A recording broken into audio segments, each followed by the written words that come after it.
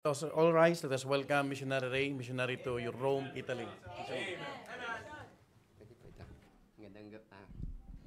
Hello, Test Mike. Magandang gabi po. Sige, pwede po muna kayong maupo. Ano po? At una po, gusto ko po munang magpasalamat sa bawat isa. Ano po? At sa inyo pong ginagawa po for me. And how I wish talaga na nandito ang aking family. Ano po? But of course, all things work together for good. At talagang So I'm so excited to go back sa Pilipinas para ibalita po yung nangyayari po dito sa Europa, ano po. At ako po ay talagang excited bumalik sa amin pong deputation. So please pray for us. Hindi po, it seems sa mga posts po masarap po ang deputation pero may mga challenges. Of course, we are, maganda ma-enjoy namin yung kasi during the deputation, nakikita namin yung different phases of missions. Nakikita namin, minsan pagka pupunta ako sa ibang church, yung musika nila, yung -1 nila, may drums. Sabi ko, ganon. Tapos yung iba naman, yung kanilang mga different So marami kang matututunan po. At saka mainit sa Pilipinas, ang amin pong means po doon ay ako yung motor. Hindi po ako nagmumotor, nakikiangkas lang po ako. Sometimes 40, 45 yung meron nga pong nangyari. Ito totoong story po ito nangyari. Pagkatapos ko pong mag-preaching, pastor, nahimatay po ako. Talagang tumba talaga ako. So pagkatapos kong nag-pray, pausa-pawis ako noon dahil under renovation yung church, tapos talagang pawis ako noon. So, nahimatay po ako pagka nung natumba ako sa labas sabi ko, in Jesus' name we pray. Pagkalabas ko doon, banda doon, nag-invitation po sila, pastor, nag-invitation sila. Lumabas talaga ako, hindi ako umupo kasi gusto ko magpahangin. Paglabas ko, tumba talaga ako, nakita ko nung isang batang nandoon. So, nalalayan ako, tinanggal lahat ng damit ko, So, mahirap po ang deputation. Nagising na lang ako nung ibibigay ng love gift. Hindi, joke lang po. Biro lang, Anyway, totoo po yung joke lang po, Pero totoo yung nahimatay, ha? Baka isipin po ninyo, po. So, anong tawag dito? Tinatanggal ko lang po yung kaba, So, kahapon, nung nakarang 2 days ago, pumunta ako sa isang kapihan doon sa malapit sa amin. So, syempre, nag-aaral tayo ng lengguwahe paunti-unti. Yung word by word lang. Mga shaw, gano'n. So, salve, mga gano'n. So, syempre, pre-practice ko yung aking natutunan. Sabi ko, pagpasok ko doon, adi sabi nila, shaw. Sabi nila sa akin. Di sabi ko, shaw. Sabi ko. So, sabi ko, may meron akong natutunan. Sabi ko, un cappuccino con cornetto, chocolate, Nutella. Sabi niya, ito talagang pre-practice ko yun, sabi ko.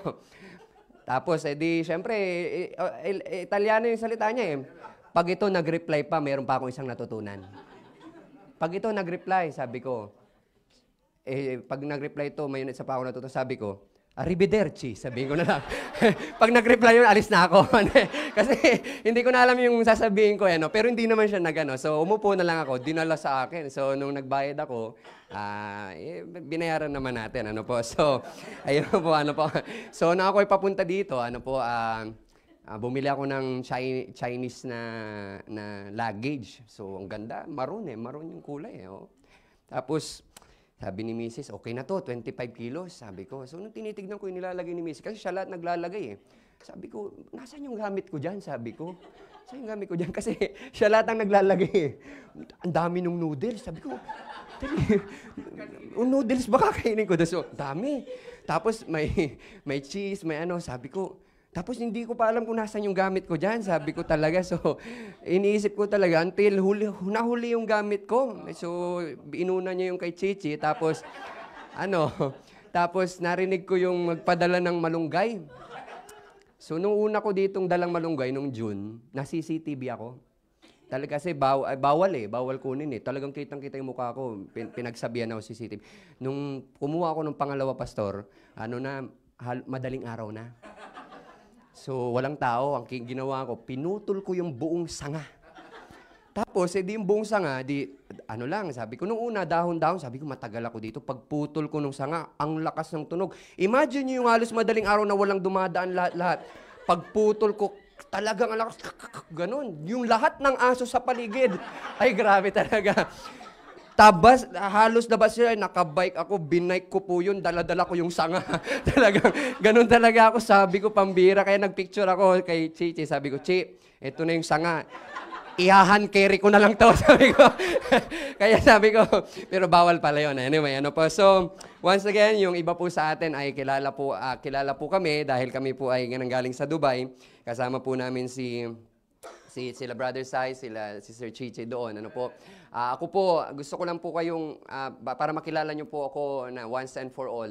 I was 18 years old, businessman po ako sa Makati. Yung term po na humihiga sa pera, ako po yun. Meron po akong computer shop, meron akong bakery, baker po ako. Meron din po akong grocery, online business. Marami talaga akong businesses before. I was 18 years old that time. Nagsimula akong gumawa ng mga beads, yung mga Swarovski, Corona, headband, dito, ini-import sa ibang ano. Until lumago po yun, naging matagumpay. Because of discontentment, kasi marami akong pera eh. Mayroong nagsabi sa akin, sabi niya sa akin, yung potential mo, dahil may IT, ganyan, okay daw yung pagsasalita, punta ka dito sa Dubai, sabi. So ako naman, dahil ako that time, nasa simbahan ako, pero wala ako sa kalooban ng Panginoon. Listen to this, pag wala ka sa kalooban ng Panginoon, ang unang-unang ilalagay sa iyo ni Satan, one word lang. Pag wala ka sa kalooban, discontentment. Obserbahan niyo ho yan. Pag wala kayo sa kalooban ng Panginoon, isang word lang, makikita niyo sa sarili, matatagpuan niyo sa sarili niyo, hindi kayo kontento. So nung ako hindi kontento, punta po ako ng Middle East. Ano po, may kilala yung message natin. Ano? So, punta ako ng Middle East. Pagpunta ko sa Middle East, nag-apply po ako ng trabaho doon. Dala ko lang isang long sleeve, isang pantalon, kasi overconfident ako sa sarili ko eh. Sabi ko, kaya ko maghanap ng work dyan. Alam niyo po, pinalo ako ng Panginoon for 11 months. Hindi ako nakahanap ng work. Because of pride, hindi ko sinabi sa magulang ko yun, nabenta ko lahat ng ari-arian ko sa Pilipinas. Until naghirap ako. Ang nangyari po doon, Pastor, meron yung time na talagang ang kinakain ko na lang po asukal tsaka kanin. Kaya tinawag po akong Sugar Ray. Alam po nila yan. Maybe si Pastor alam din po nila yan. So Sugar Ray ang tawag sa akin. Meron yung time na alam niyo yung Carrefour, isa sa pinakamalaking grocery sa Middle East. Yan, sa Carrefour, ang meron doon, may raming free taste doon. May free taste na croissant dito. Dito free taste na kape. Okay, di ba mga grocery sa atin, meron ganyan. Free taste na croissant, kape, cheese, sausage, tsaka dito may Starbucks pa nga dito, yung bago pa that time, sabi ko. Di inoobserban ko. Alam nyo ho, totoo pong nangyari to. Halos araw-araw, Pastor, nandun ako, yun lang ang kinakain ko. Dahil talagang wala akong pera, pariwara na yung buhay ko dun sa Middle East. Yun na lang ang kinakain ko. Kuha ko ng croissant, kape, sabi ko. Tapos one time, may Starbucks doon, sabi ng isang British. Alam mo, may free taste na ganun. I want this. Sabi niya, binuksan sa kanya. I want this. Binuksan sa kanya. Ay, umikot lang ako. Sabi ko, hi miss. Sabi ko, I want this. Binuksan this. Starbucks yung bagong ano. Sabi ko, ayos to, Starbucks. Lagi kong ginagawa yon. Sabi ko, pinakitapos, pagkagabi naman, Pastor, ang ginagawa ko, doon kasi mga Bible study sa park. Nasa park lang ang Bible study. Dito ang Bible study, dito Pentecostal, dito born again, dito ano. Tapos dito ang pagkain, Jollibee, KFC, Krispy Kreme. Sabi ko, ano kayang dinner ko ngayon? Sabi ko, kasi attend ka lang doon, bibigyan ka nila eh. Alam nyo, ganun, ang dami kong ginawa. Tapos lahat ng parang ginagawa ko yon. Alam nyo po, ang natutunan ko po sa bagay na yun, kapag anak ka ng Diyos, even you are unfaithful, ang Diyos faithful sa'yo. Ano po? Biruin niyo po yun, unfaithful ako, I'm saved, alam ko save ako, pero pinapakain niya pa rin ako. Pero sa paraan nga lang ng free taste, sa paraan na nga lang ng ganito. So what if, ikaw ay naging matapat sa Kanya? So alam niyo ho, ang sabi ng aking wife, ano po ang sabi ng aking wife, why not, bumalik ka sa church at bumalik ka sa church. So pag sabi ko, sige, nakontak ko po si Pastor Ed Pamintuan, pumunta po ako doon. Pag-apak ko pa lang doon sa pintuan ng church, nagpapakanta, the name is Jonathan Ilustre, Are You Washed in the Blood? Ang sabi ko po sa Panginoon, Lord, babalik na po ako sa inyo. Wala pa hong word of God, musika pa lang ho yung naririnig ko, na ibalik niya na yung puso ko. So, ibig sabihin, wag ho nating pwede nating matutunan na wag nating mamalitin yung ginagawa natin dito. That all the time na haharap tayo sa Panginoon, may gagawin tayo sa Panginoon, baka ikaw yung need ng isang tao na makakabalik siya sa Panginoon. So, nung ako po ay nagpaka-faithful po sa Panginoon, sa biyaya po niya, so, anong nangyari ho, yung dating hindi kumakain, yung dating walang damit, dati nag-apply ako, isang long sleeve lang, araw-araw lang yan. Labas sa gabi, katok ako sa mga restaurant, katok ako sa mga ano. Yan ang ginagawa ko dati.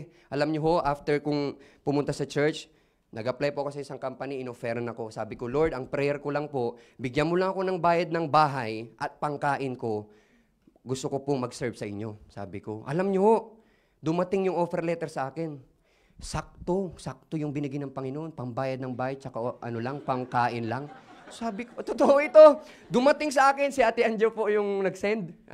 Dumating sa akin, sabi ko, alam niyo po, sinabi ko talaga to sa Panginoon, sabi ko, kasi sometimes, paano mo kausapin ng Panginoon, dapat iba-ibang karakter. Minsan siya ay judge, minsan siya ay teacher, minsan siya ay savior, minsan siya ay friend. Kinausap ko ang Panginoon, sabi ko, Lord, hindi ka naman mabiro, sabi ko. Totoo, yun yung word ko talaga. Eksaktong word ko, sabi ko, Lord, hindi ka naman mabiro. Saktong-sakto lang to, 650 sa bahay, 350 sa tapos pamasahe, 1,200. Sabi ko, 1,200 yung offer. Sabi ko, hindi ka naman mabiro. Lord, baka pwede mo namang dagdagan, sabi ko. Sinabi ko talaga yan. Sabado sinend yung offer letter. Ito po, hindi ako nagbibiro. Pag kinaumagahan, yung opisina po namin na asset management, nagpalit as a corporate. Doon po sa Middle East, pag ang opisina mo naging corporate, abay, ang taas po nun. Alam nyo po, immediately, alas 8 ng umaga, pag-receive ko po ng nag-pray ako ng gabi, alas 8 ng umaga, na-receive ko yung offer letter. Times 3. Yung offer letter. Times 3 nung sweldo binigay sa akin. Wow, sabi ko. At alam nyo po doon sa baba, binasa ko pa po yung sa baba, kakain ako 5 times a day buffet. Totoo. Yun po yung aking offer letter, Dubai World Trade Center, umaga, lulutuan ka buffet, snacks buffet, tanghali buffet, 14 cuisines, 14 na klase ng pagkain, British, Filipino, Indian, Bangladesh, lahat meron. Tapos hapon ulit, tapos gabi ulit, buffet 5 times. Yung dating hindi kumakain na dating yung yung mga pre-taste lang, nagpaka-faithful sa Panginoon, 5 beses pinakain. Tapos, pagbasa ko sa baba, nung kanyang offer letter pa, yung dating ang dala niya isang long sleeve lang, tsaka isang pantalon lang, alam niyo ho, totoo ho ito. Ibinigay ho sa akin yung pinakamahal na tela sa buong Middle East. 4 na set. Yung sinusuot ko po, Ate Danica, doon. 4 na set. Pinakamahal po yun na tela na even up to now, buhay pa po. Patunay na buhay. Actually, dadaling ko dapat yon. Yun talaga dapat susuotin ko. Yun talaga susuotin ko. Grade din po yun. Hindi na, kasi si Mrs. nga nag-pack. So, hindi na. So, dadaling ko dapat yun na talagang yung kabutihan ng Panginoon. Yung sabi ko, yung dating walang maisuot, yung dating sabi ko, dinamitan ng Panginoon nung nagpaka-faithful. Sabi ko, wala akong dahilan talaga na hindi babalik sa Panginoon. So, sa biyaya ng Panginoon, nagamit po tayo doon at nag-serve po tayo. So, by the way, 30 kg yung pauwi ko ha. Sinasabi ko lang po sa inyo ha. Baka kasi puro, potoni? Ano ba yung tinapay na yun? Palitoni pala. Baka kasi puro palitoni karga nun. Anyway, so tayo pong lahat ay tumayo at buksan po natin ang salita ng Panginoon sa Hebrews 6:10. Ito po ay isang encouragement, ito pong text natin sa inyo. At the same time, meron tayong mga titig ng mga kwento. At ako po naniniwala that it is our privilege na meron po tayong prayer meeting tonight. At it is always a privilege lang po talaga na meron po tayong ganitong gawain na po. Hebrews 6 chapter 6 verse 10. Hebrews chapter 6 verse 10. Sininggle out ko na lang po yung message na yan because gusto ko pong namnamin nyo po ito. Gusto ko pong namnamin nyo dahil again, i-connect po natin dun sa last time na message natin. Itong pong text po natin. Sabi niya dito, ako na po ang magbabasa.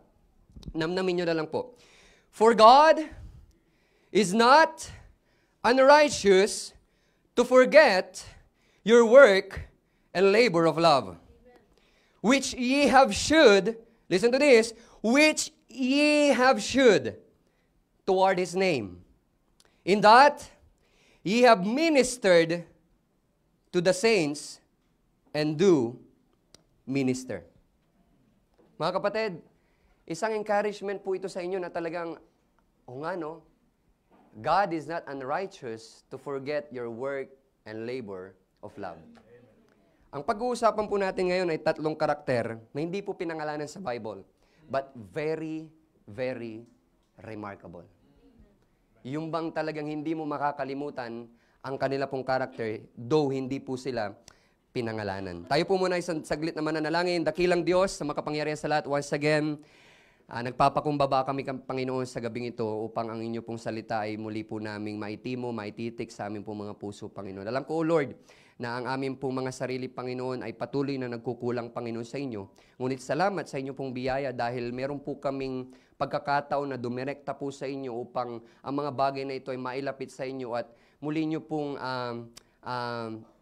tanggalin po sa aming pong mga buhay upang karapat-dapat po kami na makinig po ng inyo pong salita, Panginoon. Salamat po sa simbahan po na ito na nandito po sa gitna ng Europa, Panginoon, na patuloy na nagiging ilaw po, Panginoon. I know, Lord, na mayroon po kayong napakalaking plano, Panginoon. At nawa, Panginoon, ito pong vision po na ito, yung nanggagaling po sa inyo, ay patuloy nyo pong ma-impart sa kanilang pastor at ganun din po sa bawat miyembro, Panginoon. Once again, ako po ay gamitin nyo lamang, Panginoon, bilang inyo pong tagapagsalita. Hindi po ako karapat-dapat ka, Panginoon, ngunit salamat sa inyo pong biyaya at muli po naming masisilayan ang inyo pong salita. Muli po naming maririnig ang mga bagay na gusto nyo pong ipagawa po sa amin, Panginoon. Once again, Panginoon, pinupuri ka namin at pinapasalamatan. In Jesus Christ, we pray. Amen and amen. So, sa amin po, ang message, pagka gumagawa po kami, ang turo po sa amin ni Pastor Toquero, dapat ang message, 25 minutes lang. Yan talaga, yung pagka binasa mo, diniliver mo, 25 minutes lang.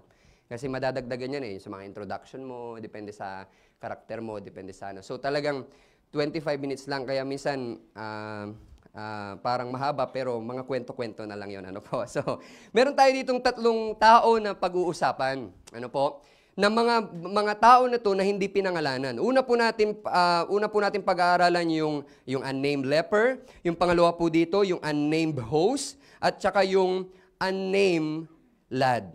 Ano po?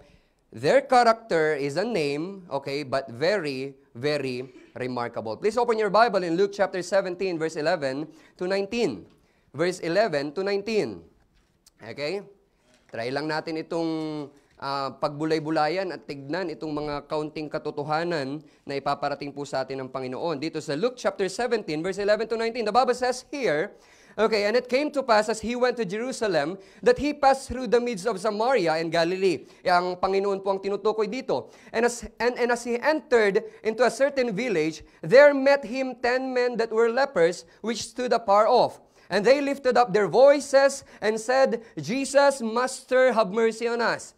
And when he saw them, he said unto them, Go shew yourselves unto the priest. And it came to pass that as they went, they were cleansed. And one of them, when he saw that he was healed, ang ginawa po nung isa is nag-turn back siya. And I know you are familiar with this story. And with a loud voice, glorified God. So ang unang-una pong ginawa po yung isang bumalik po sa Panginoon with a loud voice, glorify God. Pangalawa niya pong ginawa, and fell down on his face at his feet. Pangatlo niya pong ginawa, giving him thanks. But ang isang remarkable po dito, he was a Samaritan. And Jesus answering said, where there are 10 cleansed, 10, di ba yung nilinis ko? But where are the 9? They are not found that return to give glory to God. Save this stranger. And he said unto him, Arise, go thy way, thy faith hath made thee whole. Point number 1 po natin dito, tatawagin po natin the remarkable attitude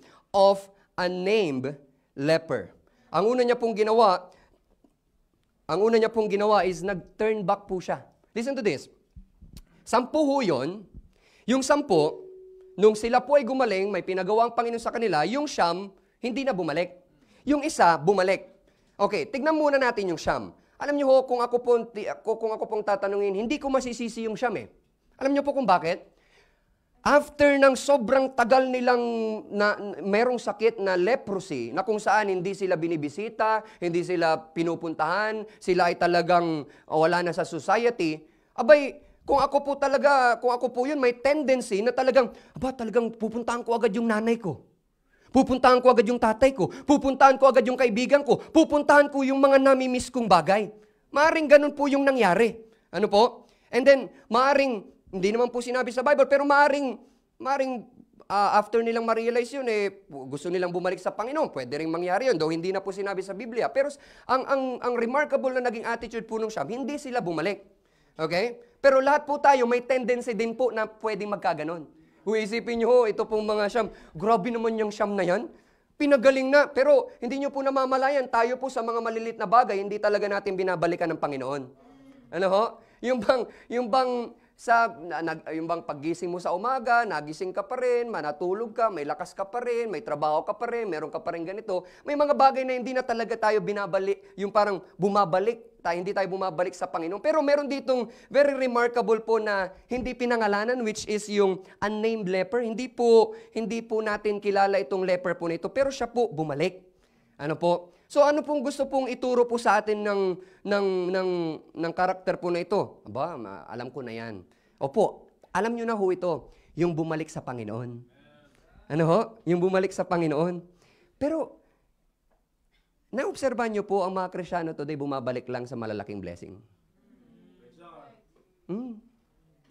Totoo ho yan. Alam nyo ho mga kapatid, kaya ho sometimes, nandun pa rin tayo sa mga bagay na yung bang, eto lang ako Ito lang yung ginagawa ko, ito yung ano. Why kapatid? Kasi doon sa maliit na bagay na dapat mag-turn back ka, hindi ka naman nagta-turn back So wala talaga. There's no chance na ipagkatiwala sa iyo ng Panginoon yung bagay na yan. Alam niyo ho, ang mga sekreto ho ng mga Kristyano na matatagumpay sa biyaya ng Panginoon, they do not forget na mag-turn back sa Panginoon at sabihing magpasalamat sa Kanya. At ano hong ginawa? Ano hong ginawa nito? Ito po yung mga verb na ginawa po niya. Nung tumalikod ho yung isa, sabi niya ho dito, with a loud voice, glorified God. Okay? Very literal po ito na talagang nagpasalamat po siya gamit ang kanyang bibig. Ang hirap naman po kasi sasabihin mo, magpapasalamat ka sa isipan mo lang. Di, nagpasalamat na ako sa isipan ko. Kapatid, nagkakamali ho tayo. Okay? Meron ho ito pong example po nito, with a loud voice, okay, glorified God. Okay? So kapatid, hindi po sapat yung iniisip mo lang na, Lord, salamat po ganun. Okay naman ho yun, ano po. Pero kapatid, sabihin natin na, Panginoon, salamat po. Panginoon, salamat, kahit na you're in the middle you're in the middle ng ilang tao, magpasalamat ka sa Panginoon. Sabihin mo, magpasalamat ka sa Panginoon. Pangalawa niya hong ginawa dito, and he fell down on his face at his feet. Lumuhod siya sa Panginoon. Alam niyo po, yung last time na tinuro ko ho, i-connect lang po natin about the tears. Listen to this, BBC Milan. If hindi mo pa naranasang umiyak sa ministry, you are not yet in the ministry. Obserbahan niyo ho ito. Alam niyo ba ang tears? Alam niyo po ba ang tears? Bigyan ko lang kayo ng mga facts about tears. Ang tears po, mas marami daw ang iyak ng babae sa isang taon kaysa sa lalaki. Facts po yan. Ano po? Ito po yung mga facts. Tapos, ang gallon daw, 3 to 4 gallons daw ang iniiyak po natin a year. Okay? Tapos, pagka umiyak ka dito sa left, if I'm not mistaken, ikaw ay in pain. Pag ikaw, sa right naman, pag tingnan na lang natin, pero sa right naman, ano siya, parang you are in sorrow. Pag sabay naman, parang broken-hearted yata, parang gano'n. So, anyway, merong mga ganong facts. Ano po? Meron pang ibang facts na, alam niyo po ba na isa sa pinaka-greatest na activity na gagawin ng katawan natin aside from exercise is crying. Kasi nililinis niya yung mata natin. At alam niyo po, yung mga luha na yan, inilalabas niya po yung mga toxin. Yung mga luha na yan, may mga toxin po yan. At alam niyo po ba, ang bata, yung baby po, he or she cannot produce tears hanggang 7 months.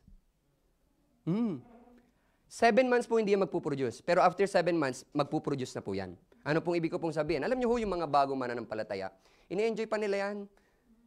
Pero yung enjoy lang muna.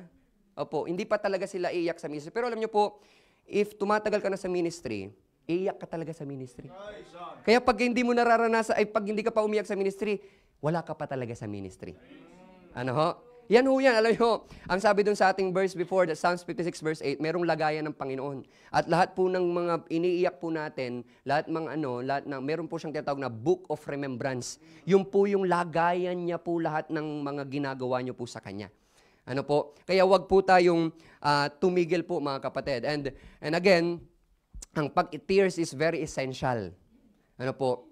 Pagdating po sa ating ministry, ano po. And then, anyway, doon po sa, yung ginawa ho niya, with a loud voice, glorified God, in verse 15, and fell down on his face at his feet, in verse 16 naman po yun, at yung huli niya pong ginawa, giving him thanks. Ano ho? Giving him thanks. Nagpasalamat po siya sa Panginoon. So, mga kapatid, that's our point number 1, mga kapatid. Yung remarkable attitude of the unnamed leper. But listen to this. Okay? Sa ating pong mga nandirito, ano po, gusto ko po kayong i-encourage lang with this praise po. Alam niyo ho, naalala niyo pa po yung mga nangangailangan kayo ng something, nangangailangan kayo ng kaibigan, nangangailangan kayo ng pera, nangangailangan kayo ng tulong, nangangailangan kayo ng, basta nangangailangan kayo. Sana kapatid, balikan niyo po kung sino yung mga tumulong sa inyo. Baka ho nakakalimutan na natin eh. Baka ho kasi, nandun ka na sa success, pero hindi ka na nag-turn back. Kapatid, balikan niyo ho yung mga tumulong sa inyo. Bakit pa ako nandito sa ganitong estado ngayon? Di ba ho? Wag mo na silang pasalamatan sa pulpito, wag mo na silang ano. Pero kapatid, balikan niyo po sila. They might be needing you also. Yung iba, nag-success na, pero alam niyo ho, sa Pilipinas, ganyan ho ang problema po. Pastor, doon po sa Pilipinas, probinsya, mag-aaral, high school, tinutulungan ng church, nag-ministry sa church, college, nag-aral, tinutulungan ng church, hindi tinigilan, ipag-pray ng pastor, tapos pumunta ng Maynila. Kinalimutan yung church. Ganyan po. Actually, that's the trend ngayon sa Pilipinas. Tapos sasabihin ng mga pastor sa Manila, dito na yung tithes mo ha, dito na yung ganito mo ha, ganon. Kaya minsan, yung mga pastor, ayoko man pong sabihin, pero minsan, di mo masisisi na pagka umalis, dito yung tithes mo ha, ganon ha. Kasi sila yung naghirap doon. Though, hindi naman yun yung topic natin, pero mga kapatid, balikan nyo sila. Bakit ho kayo nandito? Baka yung dahilan bakit kayo nandito, nasa Pilipinas. Kapatid, be a blessing. Maging blessing tayo muli sa kanila. They might be needing you right now. They might be suffering of something. Even though sila po ay blessed na kapatid, balikan nyo, magpasalamat kayo. I am here right now. I am doing this right now. Ito yung kalagayan ko ngayon. Maraming salamat.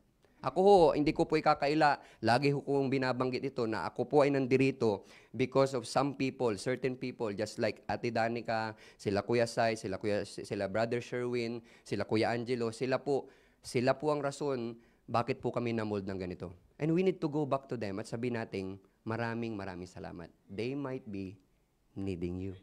Ano po? Let us give them thanks. Alam nyo ho,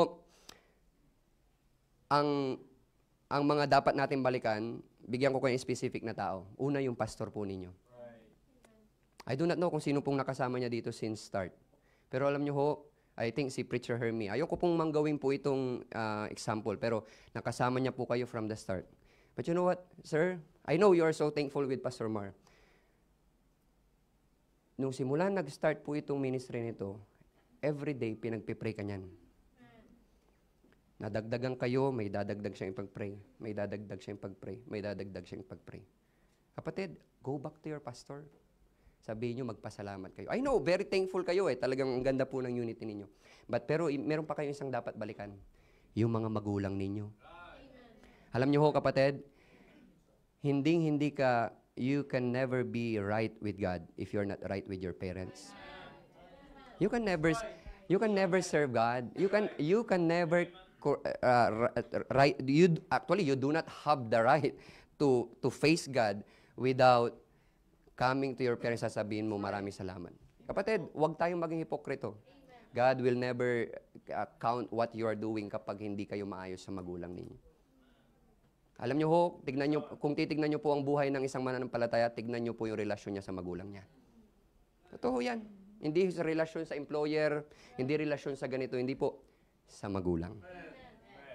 So, go back to your parents. Alam nyo po mga kapatid, kaya nga ito, maring sa magulang sila bumalik. But of course, ang una natin gagawin, with a loud voice, ang una natin gagawin, fell down on his face, at his feet, at pangatlo po, yung giving him thanks. Second po dito is, the remarkable, by the way, alam nyo ho ang pastor, gusto ko lang pong sabihin sa iyo dahil ito po ay isang magandang ilagay nyo po sa isipan nyo po. Ano po. Ang pastor po, hindi lang po yung trabaho niya mag-feed sa inyo, sa atin. Ano po, hindi lang po yan para pakainin kayo. Hindi lamang po yan para i-counsel kayo or something, ano po, pag-pray kayo. Alam nyo ho, ang pastor, in-instruct po yan na ipag-pray kayo, hindi yung, I'm praying for the choir, I'm praying for the church, I'm praying for Bethany, I'm praying for the ministry na media. Hindi po, individual, binabanggit kayo niyan sa Panginoon. Individual, Efrelin, ano yung, Bien, missionary Cristolin. Ang mga pastor po, merong ang nagtestimony na pastor, madaling araw, mag-asawa sila, pumupunta sila sa harap ng bahay ng mga members at nagpe-pray po sila doon. From 12 up to hanggang mag-alas 4, nilalakad nila, minumotor nila, pupunta sila sa harap ng bahay, nagpe-pray sila, pinagpe-pray nila yung family. You do not know yung ginagawa po ng pastor sa inyo behind.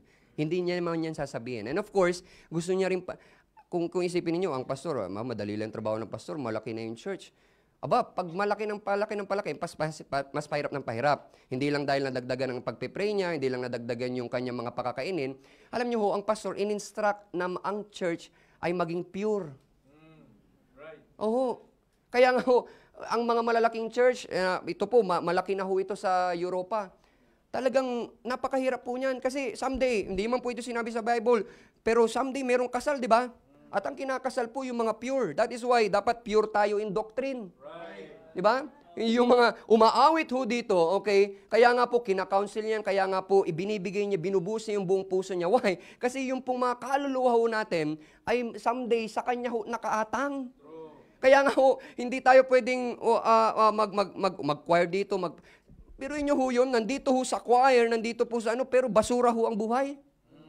Kaya nga ho, yung mga pastor na maaring, wala na, puro aral na lang ng aral, hindi na nakikiano sa mga member. Kapatid, delikado ho yun. Why? Biruin mo ho yun, nandito ka, nagmi-ministry ka, pero basura po yung ating buhay, hindi ka nagpipray, hindi ka nagbabasa ng Bible, ang galing-galing natin magsalita, pero basura at bulok po yung buhay natin. That is why, ang pastor ho, mahirap po yung kanyang, pag dumating ho ang Panginoon, paano pagka dumating ang Panginoon, tapos nagpa-practice pala tayo ng doktrinang hindi tama? Paano kapag ang mga member ay may mga pinapractice na hindi maganda? That is why it is very important na ang ating pong pastor ay pag-pray po natin at balikan natin at pasalamatan po natin. Number 2 na pag-uusapan po natin in Luke chapter 10, verse 25 to 37. Atras lang tayo ng konti. Luke chapter 10, verse 25 to 37. And I know, alam nyo po itong istorya po na ito. The remarkable submission of unnamed host. Sino kaya yung unnamed host na yan? Parang maaring ngayon mo lang maririnig yung unnamed host na yan. Kasi familiar tayo dyan, yung unnamed Samaritan eh. Diba? The Bible says here in verse 25, and behold, a certain lawyer stood up. Okay, verse chapter 10, yes. He stood up and tempted him, saying, Master, what shall I do to inherit eternal life? He said unto him, What is written in the law? How readest thou? And he answering said, Thou shalt love the Lord thy God. But anyway, dito po pala tayo sa verse 30. Sorry. Kaya pala tinitignan ko, akala ko yung conversation ng Pharisee. But anyway, in verse 30, the Bible says here, and Jesus answering said, though connected po ito doon, a certain man went down from Jerusalem to Jericho, and fell down among thieves, which stripped him of his raiment, and wounded him, and departed, leaving him half dead. And by chance, there came down a certain priest that way, and when he saw him, hindi siya pinansin, he passed by on the other side, and likewise a Levite, dinaanan siya ng isang Levite, when he was at the place, came and looked on him, and passed by on the other side. But a certain Samaritan, hindi po ito yung tinutukoy natin, dito sa unnamed po na to, but a certain Samaritan, as he journeyed, came where he was, and when he saw him, he had compassion on him, and went to him, and bound up his wounds, pouring in oil and wine, and set him on his own beast, and brought him to an inn, and took care of him. Okay, listen to this.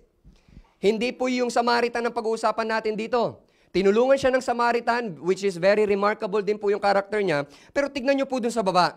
Sabi niya dito, and on the morrow, when he departed, sabi niya dito, and took care of him. And on the morrow, when he departed, he took out 2 pence and gave them to the host. Okay? And gave them to the host and said unto him, take care of him, and whatsoever thou spendest more, when I come again, I will repay thee. Which now of these 3 thinkest thou, yan na po yung kasunod na conversation, pero mag-focus po tayo dun sa may verse 35. Ang sabi niya po doon, and gave them to the host. Try to imagine that, 2 pence. Dalawa lang po yung ibibigay niya dun sa host, okay? Pero yung host, wala na hong sinabi niyan, tinanggap niya ho, okay? Tinanggap niya po yung isang binugbog, okay? Tinanggap siya sa tinanggap niya lang din yung 2 pence na tinatawag. Mga kapatid, ang isang pwedeng matutunan po natin dyan, yung submission po, yung remarkable submission po, yung nung unnamed host. Ano pong ibig ko pong sabihin? Nung binigyan siya ng 2 pence, pwede siyang sabihin niyang, sandali kulang po ito eh. Hindi. Pero nakita niya yung history po nung lalaki. Binugbog, walang laman, wala nang kung ano-ano man. Okay?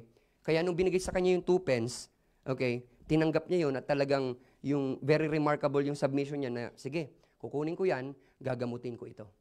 Sometimes sa buhay po natin ganito eh. Pastor, kulang po yung budget eh. Uy, Pastor, ito lang po yung binigay ng Panginoon sa akin eh.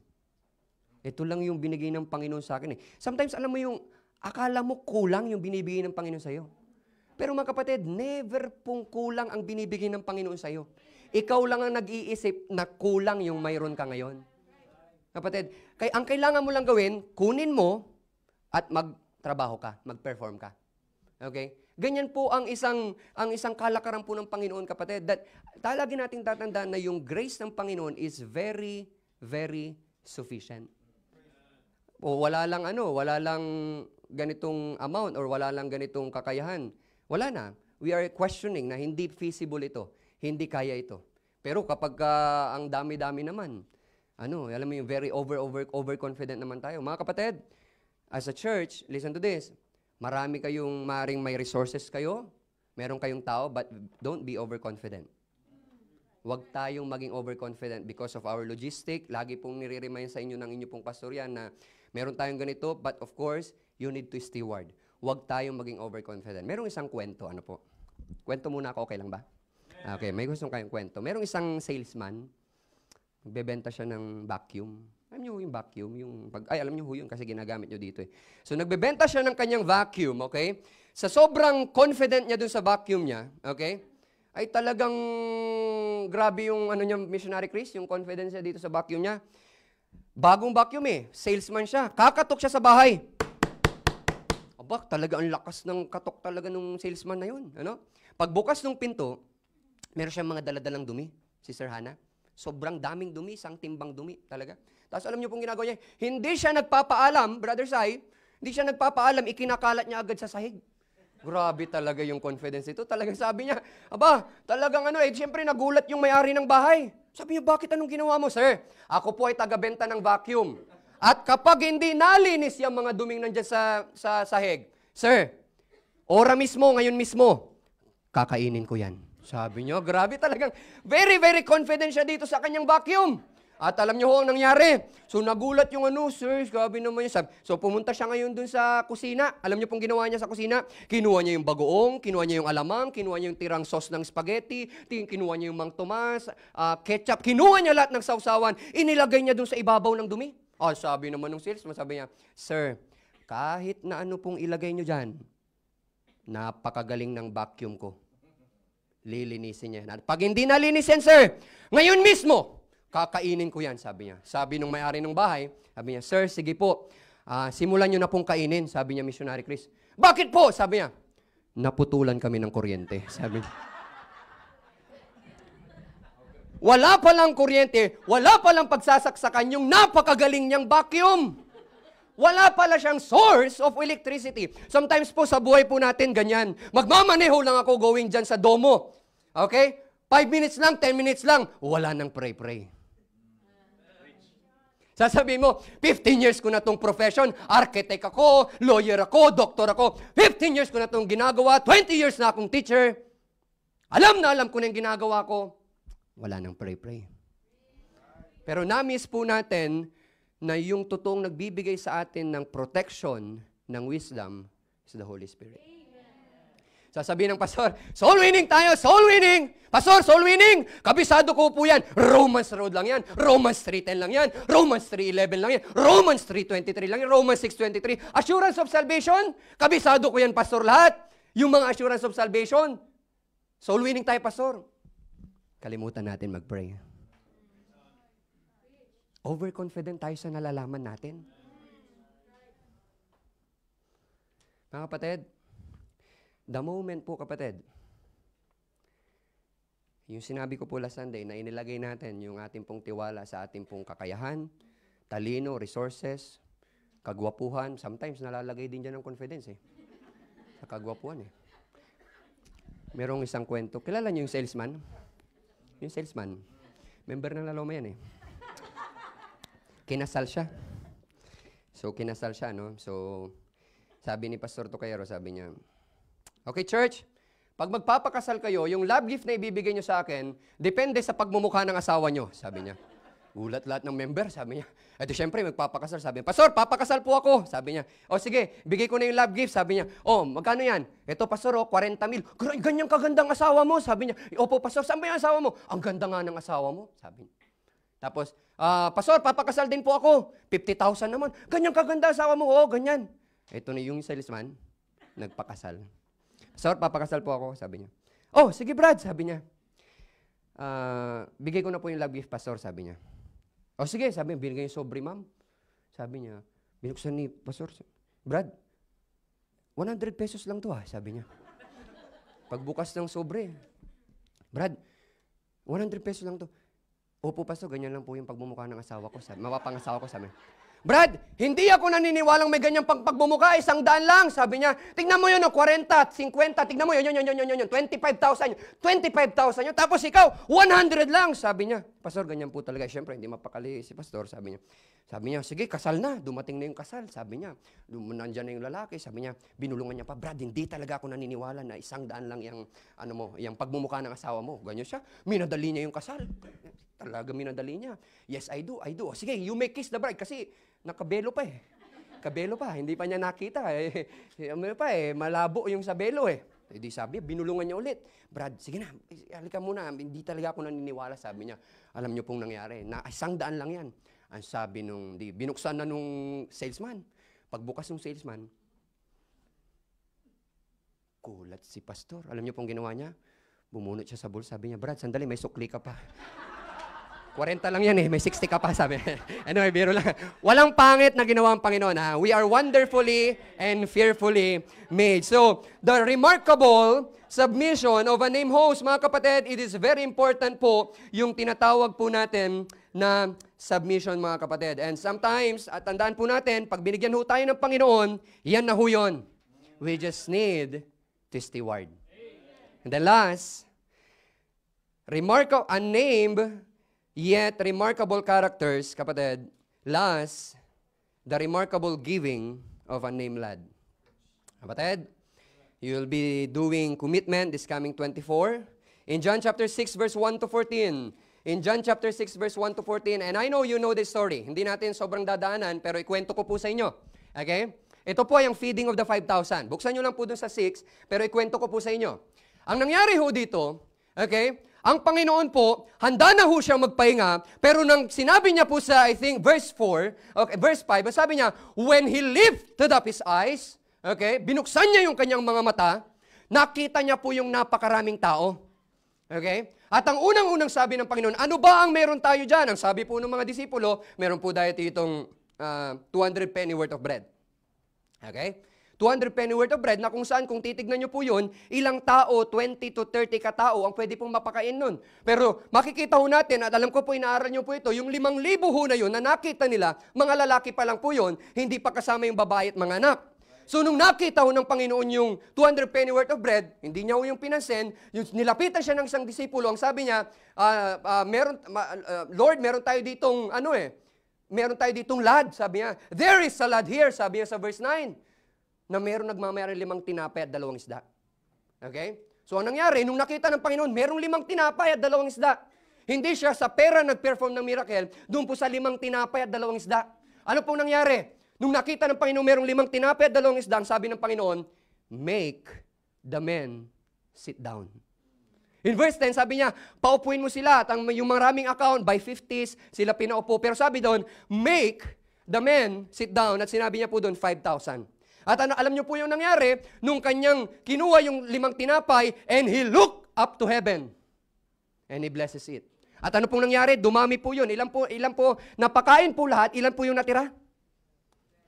Oo, batanghin nyo ba yun yung baptist sa inyo? Ilan ang natira?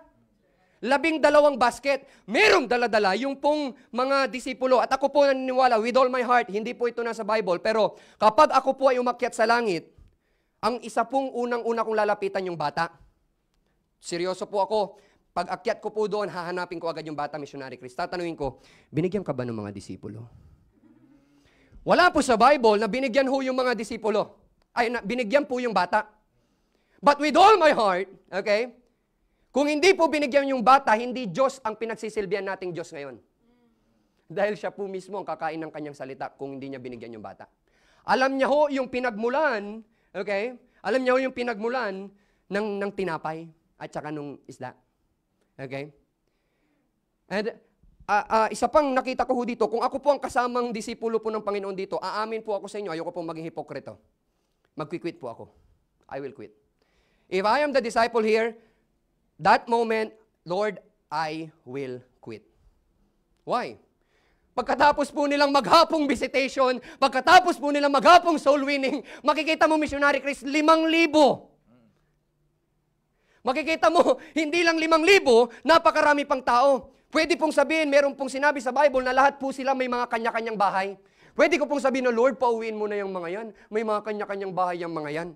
At pwede ko pa pong sabihin ko, Lord, alam niyo po ba na yung iba dyan ay maaaring naghihintay lang na magkamali ka? Pwede yun kasi lahat po ng pinuntahan ng Panginoon, meron lagi nag-uupo sa Kanya. Pero ang ginawa po ng Panginoon, make the men sit down. Nagpakita po siya ng tinatawag na compassion na tinutukoy mo kanina.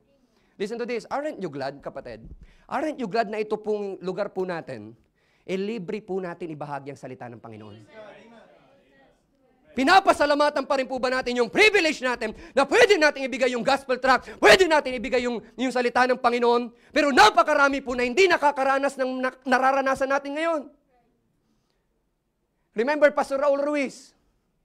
Nakulong po siya, though the reason was yung pong sinumbong siya ng kanyang dating miyembro. Pero that is still because of the gospel. Hindi po sila pwedeng magbahagi doon ng harap-harapan na magbigay ng gospel tracts ganito. Even in Middle East, may mga restriction. In China, napakarami na hong mga pinaalis na missionary. Kung titignan nyo po, dahil we are so familiar with the Filipino missionaries, pero try to learn and try to read yung mga missionary po ng iba't ibang mga bansa. Napakarami po mga pinatay na mga missionary because of the gospel. And aren't you glad, kapatid, na dito po sa lugar natin, libre nating ibahagi ang salita ng Panginoon. Kamusta ho yung nakasabayan mo sa bus kanina? Kamusta yung nakasabayan mo kanina sa metro? Kamusta po yung doon sa work mo? Kamusta ho yung mga binibilihan po natin ng mga bagay na meron tayo? Did we just have that compassion, kapatid, na pinakita po ng Panginoon? Kapatid, ibalik po natin yung compassion po na yan, na pinakita po ng Panginoon. Point number 3, the remarkable giving of a named lad. Alam niyo po, it is a picture of missions. Yung po mga binibigyan nyo naman po sa mission, di nyo naman kilala yung mga binibigyan nyo eh.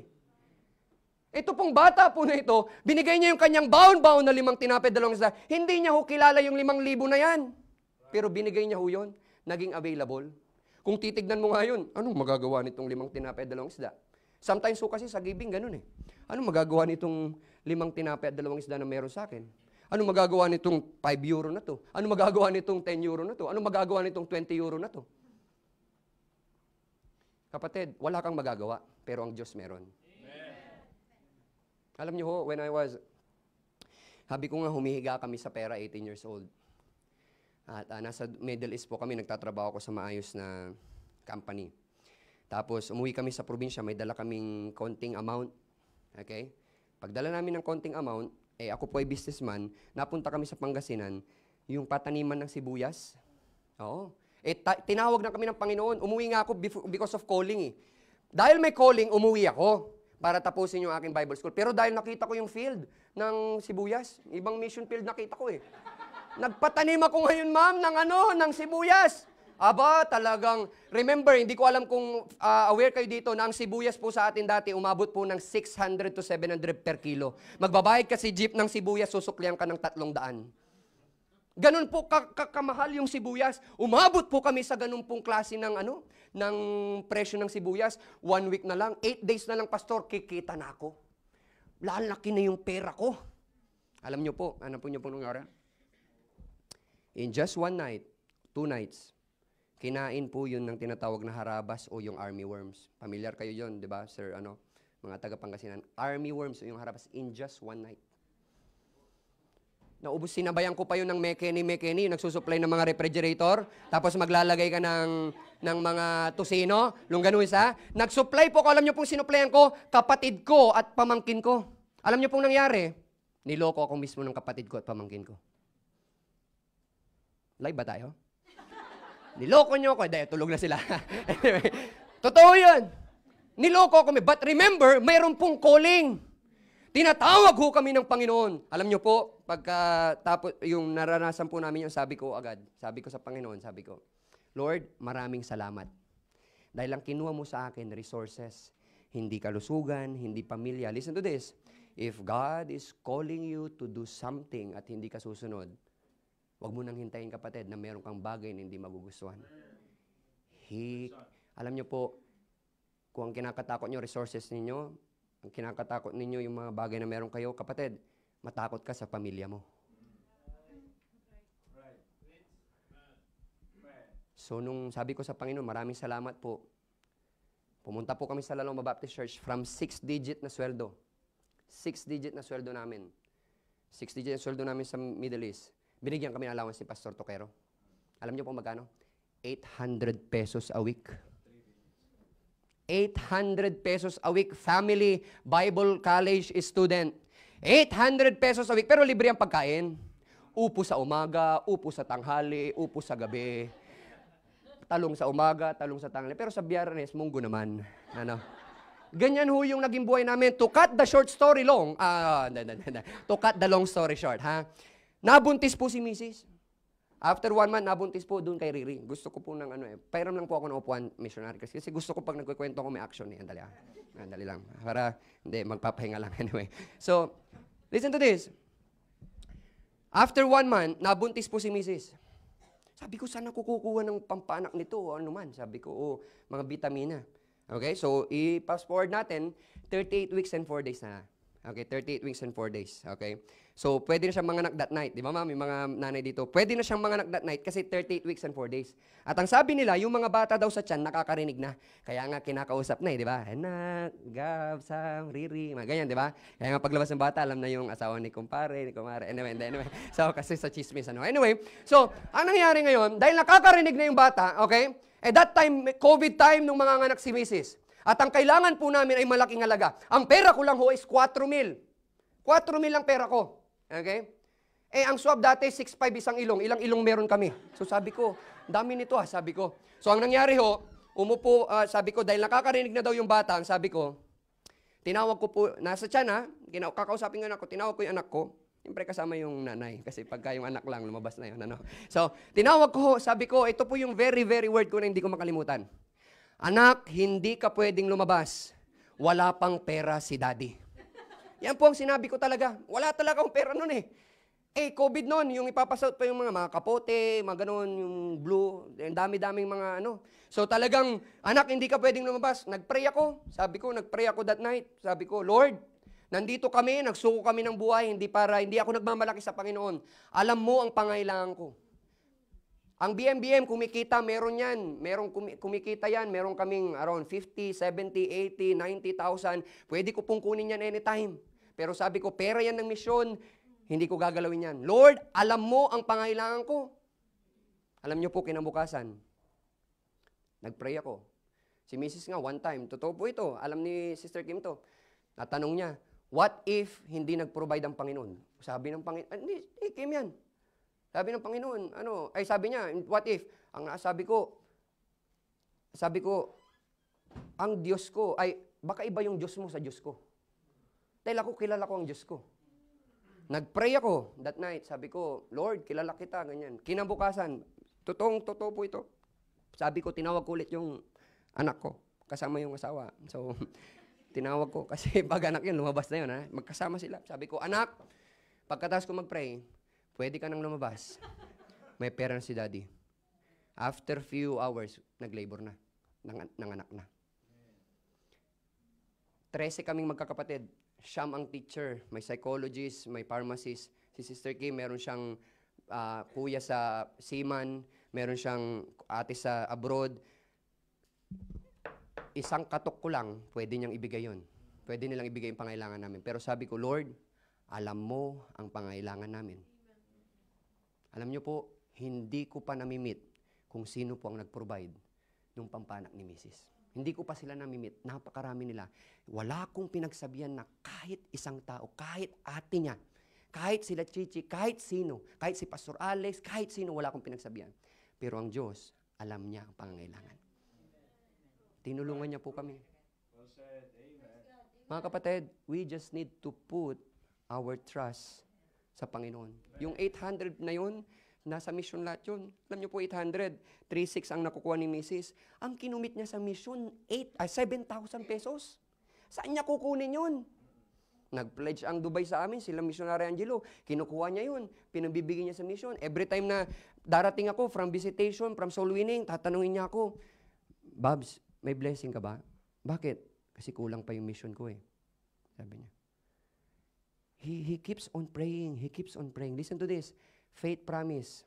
When you say faith, mga bagay na hindi mo nakikita pero naniniwala ka. That is faith. When you say promise, pangako. Pagdugtungin natin, mga bagay na hindi mo nakikita pero naniniwala ka at ipapangako mo. That is faith promise. Ano yun? Faith promise mission. Saan mo ipapangako sa missions? Kanino? Sa program ng Panginoon. Kaya nga tinawag na faith promise missions program. Mga bagay na hindi mo nakikita pero ipapangako mo. Listen to this. The moment na ang faith promise natin, hindi ka na niyang pinapalood, that is not faith promise anymore. That is what we call promise missions giving. Ipapangako mo lang yung nakikita mo. But when you say faith, kapatid, yung bagay na hindi mo nakikita.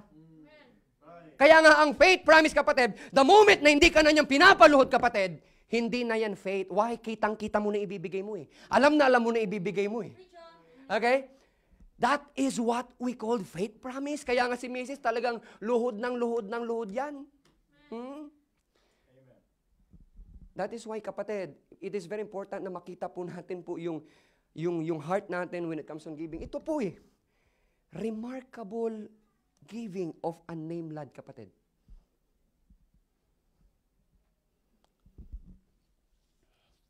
Pastor, okay pa po ako. Kilala niyo yung salesman?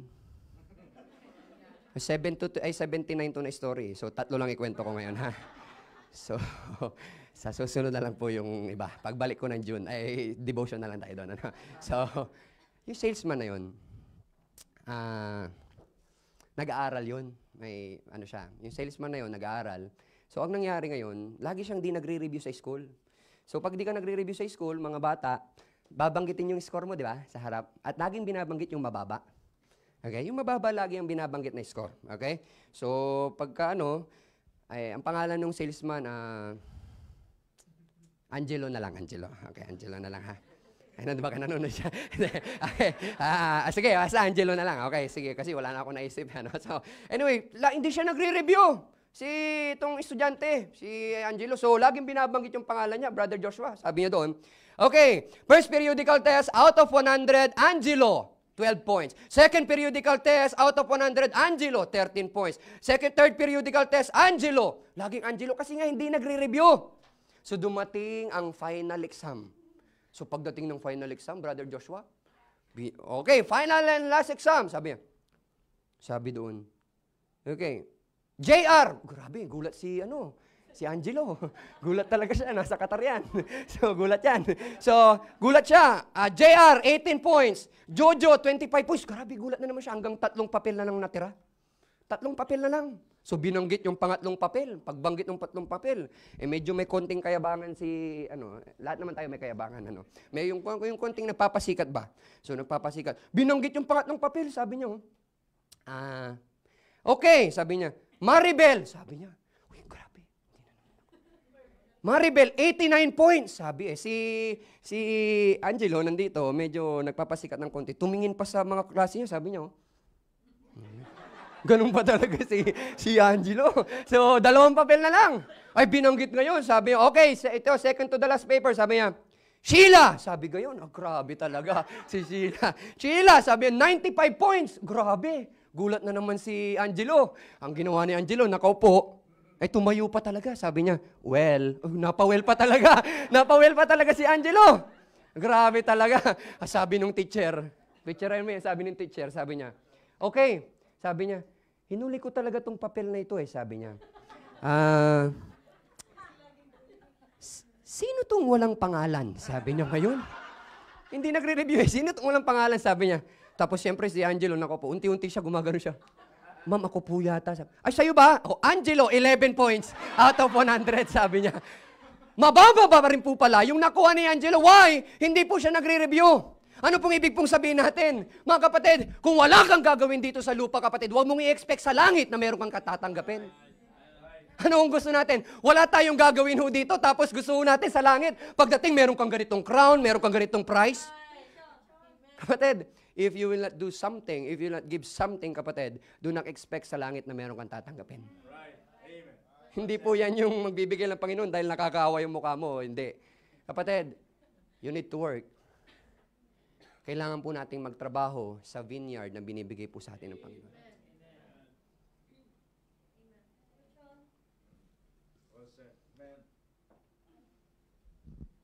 The remarkable giving of the unnamed lad. Alam niyo ho, sa totoo lang, if you will just, so sorry to say this, if you will just review, examine your giving,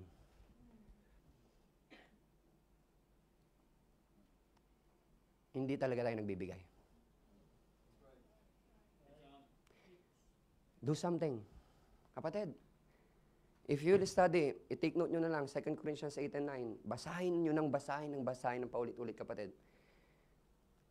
Hindi ka pa talaga nagbibigay. If you think you are already sacrificing, kapatid, huwag mo nang ibigay yan.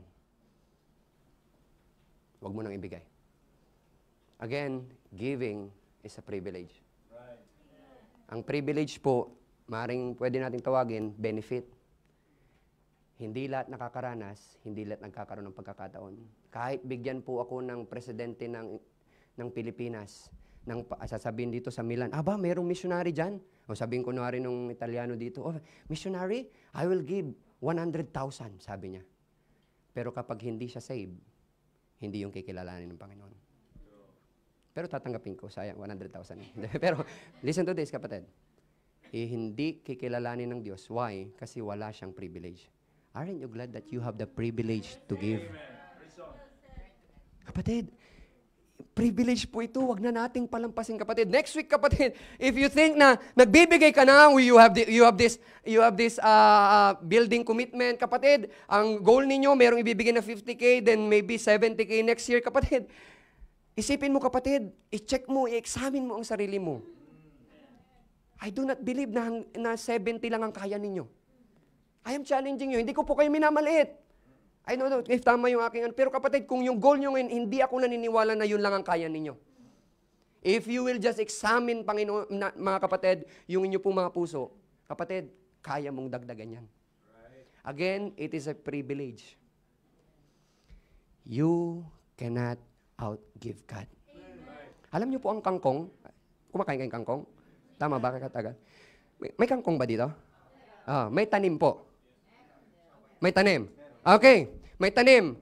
Seryoso po ako. Humanap kayo ng kangkong sa mga susunod na araw. Seryoso po ako.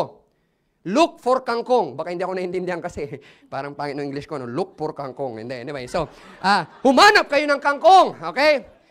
Ang gawin nyo dun sa kangkong, bawasan nyo ng 3 dahon sa ibabaw. Kung bukas makakahanap kayo, next Thursday, balikan ninyo. Anong mangyayari sa mga nakakalam? Ano? Mas dumadami.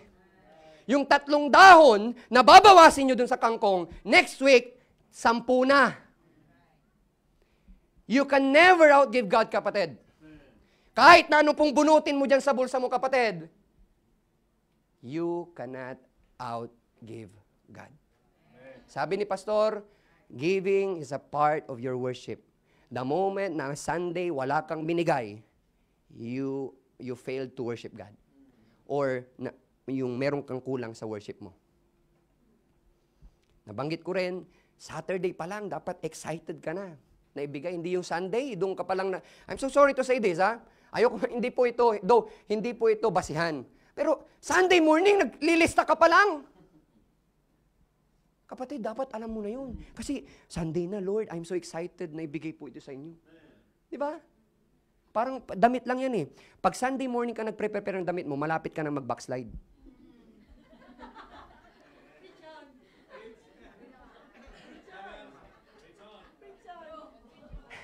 Kapatid, Sunday morning, yung bang, alas 9 ang service, 8:30, hindi mo pa alam, buklat ka ng buklat. Kapatid, ang layo na ng puso mo sa Panginoon. Saturday pa lang, Friday pa lang, alam mo na, pinipicture mo na, ito yung itsura ko sa selfie ko, ito yung ganito. Kapatid, dapat kapatid, Saturday ready na, yung Sunday para sa Panginoon na.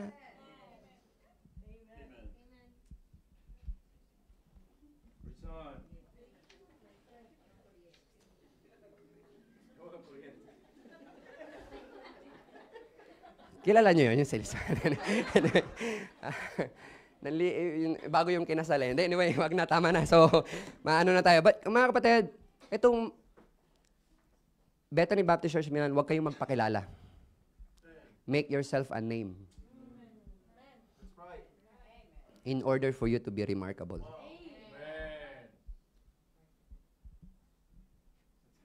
You can get the glory. Pwede nyo nang kunin. Actually, bukas nga, pwede nyo nang kunin ng glory sa mga ginagawa ninyo eh. But make yourself a name. Okay po yan, yung mga testimony dito, of course, kayo po yan. Pero kapatid, let us put our feet hindi under the ground, in the ground, Okay? Para tiliin natin, you are doing very, very, very wonderful work. You are, paulit-ulit ko po itong sinasabi sa inyo. Because even me, ako po, I am so blessed. Kayo nga yung dahilan, bakit tinawag kami dito eh. Di ba? Pero kung itataas po ninyo ang sarili ninyo, tataas wala kapatid. You will not accomplish anything dito. It will be in vain. Kapatid, let us be a name at ang maging popular po dapat ay ang pangalan ng Panginoon lamang. When was the last time you come to God at sabi mo, I have something to... Kailan ba tayo dapat nagpo-forward sa invitation? I'm not saying this because I am a preacher. Kung tatanungin nyo, kailan ba dapat ako nagpo-forward sa invitation? 2 pagkakataon. When God talk to you and when God is not talking to you.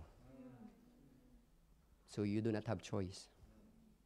Kapatid, huwag nating sayangin yung mga privileges na meron tayo na iba po yung nakaupo dyan na nagpipray dito. I'm not saying this because I am a preacher. Okay? But when was the last time na natagpuan ka ng Panginoon? Maybe this coming Sunday, may invitation. Maybe now, maybe sa susunod kapatid. Do not waste the time. Come to God. Magpasalamat ka sa Panginoon. I-confess mo yung kasalanan mo. Ibigay mo lahat ng meron tayo sa Panginoon. Come to God.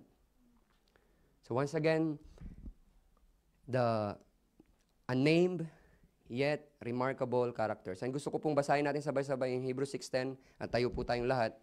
Alam ko naman po, alam niyo po yung text po na ito and maraming beses na po ito maaaring nabanggit sa inyo pong pulpito.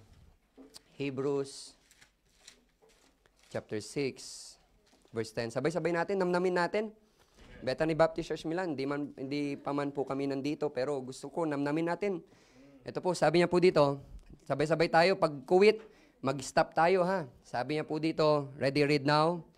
For God is not unrighteous to forget your work and labor of love, which ye have shewed toward his name, in that ye have ministered to the saints and do minister. Maraming salamat po. Let us pray at bibigay ko po sa ating pastor after this. Let us pray.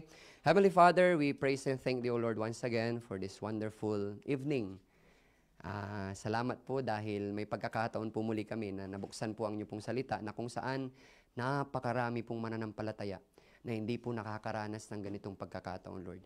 That is why, Lord, we really appreciate, O Lord, yung pong kalayaan po namin na ang inyo pong salita ay marinig at muli po naming maiukit sa amin pong mga puso, Panginoon. Lord, tanggalin niyo po yung yung harden na puso ng bawat isa, Panginoon. So that we could, again, come to you boldly, Panginoon, and if we can do something, Panginoon, with regards on our commitment to you sa ministry, with regards on our commitment sa aking family, with regards on commitment sa aking giving this coming Sunday, Lord, kausapin niyo po kami. Salamat po sa another opportunity, Panginoon, na binigyan niyo po sa amin. Pinupuri ka namin at pinapasalamatan sa pangalan po ng Panginoon Jesucristo na tangi po namin tagapagligtas. Amen and amen. Pastor. Thank you so much, Missionary Ray. While heads be bowed, eyes are closed, we're not yet done. Tayo po ay mananalangin. Heavenly Father,